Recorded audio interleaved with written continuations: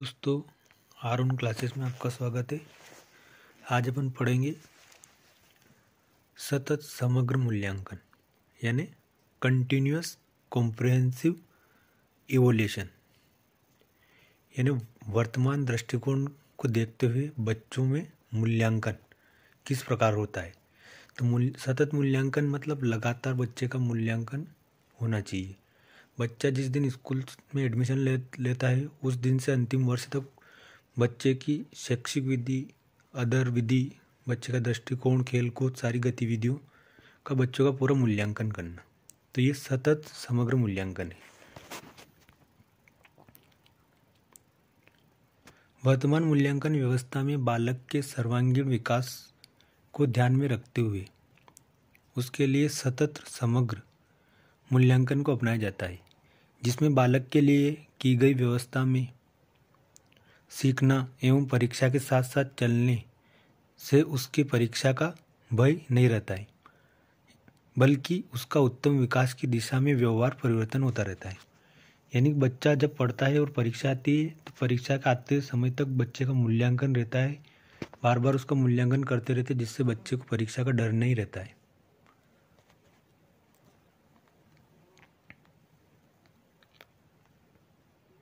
इस मूल्यांकन प्रणाली में केवल शैक्षिक परिवर्तन को ही सम्मिलित नहीं करते, बल्कि उसके शैक्षिक विकास को भी परखा जाता है, अर्थात उसके सभी पक्षों की जांच होती है। शैक्षिक यानी विषय वस्तु, पाठ पुस्तक से संबंधित, और शैक्षिक के अंतर्गत बच्चे का दृष्टिकोण, विचार, मनोवृत्ति, खेल में रुचि, अदर एक्टिविटी में, क्रियाकलापों में रुचि, तो शैक्षिक और शैक्षिक पक्षों का मूल्यांकन किया जाता है। अब कौन कौन से पक्ष आते हैं इसमें मूल्यांकन में?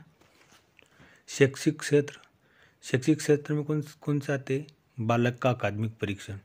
तो शैक्षिक क्षेत्र में बच्चा का मूल्यांकन होता है, तो उसमें बालक के पाठ्य विषय वस्तु से संबंधित परीक्षण होते हैं। शैक्षिक क्षेत्र जीवन कौशल, मनोवृत्ति, अभिवृत्ति, बच्चे का सोच, दृष्टिकोण। शैक्षिक क्षेत्र शैक्षणिक क्षेत्र में क्या आएगा? तो साहित्य, शारीरिक एवं स्वास्थ्य, ICT की योग्यता, सृजनात्मकता। साहित्य में बच्चा उपन्यास, कहानी, कविता आदि में किस में इंटरेस्ट रखता है। शारीरिक विकास, स्वास्थ्य संबंधित उसकी कैसी सोच है। ICT मतलब वर्तमान तकनीकी शिक्षा के क्षेत्र में बच्चे का ज्ञान कैसा है, उसके बारे में मूल्यांकन किया जाता है। सृजनात्मकता, बच्चे की क्रिएटिव सोच, यानी कुछ नया करने की सोच, नव निर्माण करने की सोच, तो इन सभी पक्षों का मूल्यांकन किया जाता है। सतत समग्र मूल्यांकन परीक्षण, तो इसमें दो प्रकार के परीक्षण होते हैं। तो सतत समग्र मूल्यांकन में कितने परीक्षण होते हैं? तो दो। एक होता है FA, दूसरा होता है SA। परीक्षा में ऐसे पूछा जाता है कि सतत समग्र मूल्यांकन परीक्षण कितने प्रकार का होता है? तो दो प्रकार का। FA फॉर्मेटिव असेसमेंट, जिसे अपन निर्माणात्मक या रचनात्मक मूल्यांकन कहते हैं। SA सम्मेटिव असेसमेंट, योगात्मक मूल्यांकन। अपन पढ़ेंगे अब फॉर्मेटिव मूल्यांकन या निर्माणात्मक मूल्यांकन। मौखिक प्रकार के परीक्षण, जिसमें बालक को दिए जाने वाले कार्य के प्रदर्शन को आधार मानकर विद्यालय स्तर पर मूल्यांकन किया जाता है। तो FA निर्माणात्मक मूल्यांकन में क्या होता है? ये मौखिक प्रकार से होता है और ये विद्यालय के स्तर पर होता है और एक साल में 4 बार मूल्यांकन होता है। तो FA कितने होते हैं? 4। 10% के 10 नंबर के 4 होते हैं, मतलब 100% का पूरे साल का होता है, तो उसमें 10% के 4 होते हैं, तो 40% तो यहाँ से हो गई। बाकी 60% SA से होंगे।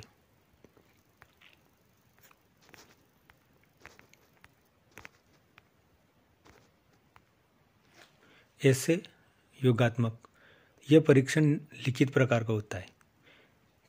FA कौन से प्रकार का होता है? मौखिक। ये कितने प्रकारों का होता है? ये परीक्षण लिखित प्रकार का है। यह आयोजित विद्यालय स्तर पर होता है। परंतु इसमें प्रश्न पत्र व जांच कार्य में किसी बोर्ड या विभाग का हस्तक्षेप रहता है। वर्तमान में वर्तमान में 2 ऐसे हैं, ये यहाँ पर 3 लिख रखा है, गलत है। वर्तमान में 2 ऐसे हैं जिनमें प्रत्येक के लिए 30% इंटू 2 ऐसे लेते हैं, एक अर्धवार्षिक और एक वार्षिक, तो 33% के 2 होते हैं, तो 60% निर्धारित होते हैं। यहाँ पर 3 की जगह 2 कर लेना है। तो निर्माणात्मक मूल्यांकन में कितने ऐसे, निर्माणात्मक मूल्यांकन मतलब फॉर्मेटिव, उसमें कितने परीक्षण में 4 बार परीक्षा होती है, 10% की 4 बार। और योगात्मक मूल्यांकन में 33% की 2 होती है।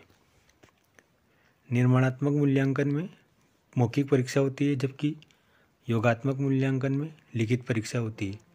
निर्माणात्मक मूल्यांकन में कॉलेज वाले ही परीक्षा लेते हैं मौखिक रूप से, जबकि योगात्मक मूल्यांकन में बाहर से कोई आता है और प्रश्न पत्र बनाता है और जांच कार्य किसी बोर्ड या विभाग बाहर का होता है।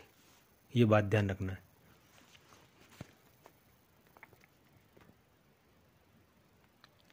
अब वर्तमान में सतत समग्र मूल्यांकन में अंक व्यवस्था के स्थान पर ग्रेडिंग व्यवस्था की गई है। तो वर्तमान में पहले अपने परसेंटेज के आधार पर रिजल्ट बनता था, लेकिन अब ग्रेडिंग सिस्टम कर दिया, जिससे बच्चों को परसेंटेज का भय नहीं रहता है।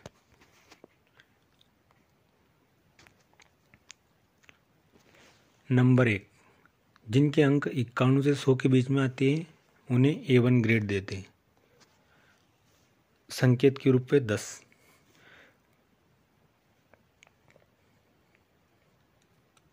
नंबर 2, जिनके 81 से 90 के बीच में आते हैं उन्हें A2 ग्रेड मिलती है और संकेत के तौर पर 9।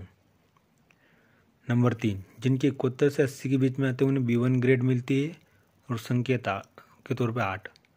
नंबर 4, जिनके 61 से 70 के बीच में आते हैं उन्हें B2 ग्रेड मिलती है और 7 संकेत। नंबर 6, जिनके 41 से 50 के बीच में आते हैं उन्हें C2 ग्रेड नंबर 5, जिनके 51 से 60 के बीच में आता है उन्हें C1 ग्रेड मिलती है और संकेत के तौर पर 6। 6ठा नंबर, जिनके 41 से 50 के बीच में अंक आते हैं उन्हें C2 ग्रेड मिलती है और संकेत के तौर पर 5। 7वां, जिनके 33 से 40 के बीच में आते हैं उन्हें D ग्रेड मिलती है और संकेत 4। नंबर 8, जिनके 21 से 32 के बीच में नंबर आते हैं उन्हें E1 ग्रेड मिलती है और संकेत के तौर पर कुछ नहीं मिलता है। जिनके 20 से कम आते हैं उन्हें E2 ग्रेड मिलती है। तो ये मूल्यांकन की ग्रेडिंग सिस्टम कर दी गई है। नंबर, पहले बच्चों को नंबर देते तो नंबर देने से बच्चों घबरा जाते, बच्चों को नंबर के आधार पर आंका जाता है कि पढ़ने वाला, ये कम पढ़ने वाला, तो उनमें भेदभाव का भाव दिखता है। तो उसके स्थान पर अब ग्रेडिंग सिस्टम कर दी गई।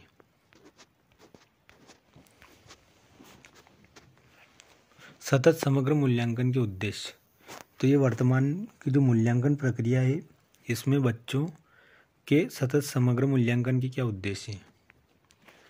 नंबर 1, बालकों का सर्वांगीण विकास हो, इसके लिए शैक्षिक, सहशैक्षिक एवं सहशैक्षणिक पक्षों की जांच, बालकों में व्याप्त परीक्षा के भय से मुक्त करना, मतलब बच्चों को नंबर लाने के लिए मजबूर नहीं करना, बच्चों को ज्ञान देना, बच्चों को विषय वस्तु से संबंधित नॉलेज, बच्चों का दृष्टिकोण, विषय वस्तु, बच्चों का सर्वांगीण विकास, बच्चों का टेक्नोलॉजी से संबंधित ज्ञान, यानी पूरा बच्चों को ज्ञान होना चाहिए, रटन प्रणाली से दूर रखना। सीखने के साथ साथ ही परीक्षणता की कमजोरी रहने पर तत्काल उपचारात्मक शिक्षण, यानी सतत मूल्यांकन होता रहता है, तो बच्चे को जहाँ समस्या आती है तो वहाँ पर उसका कारणों का पता लगाकर और उसका उपचार किया जाता है, ताकि बच्चा परीक्षा के टाइम पे उसको भय नहीं रहे। बालकों में सृजनात्मकता, साहित्य, कलात्मक, कौशलात्मक, मनोवृत्ति से संबंधित पक्षों को मजबूती प्रदान करना।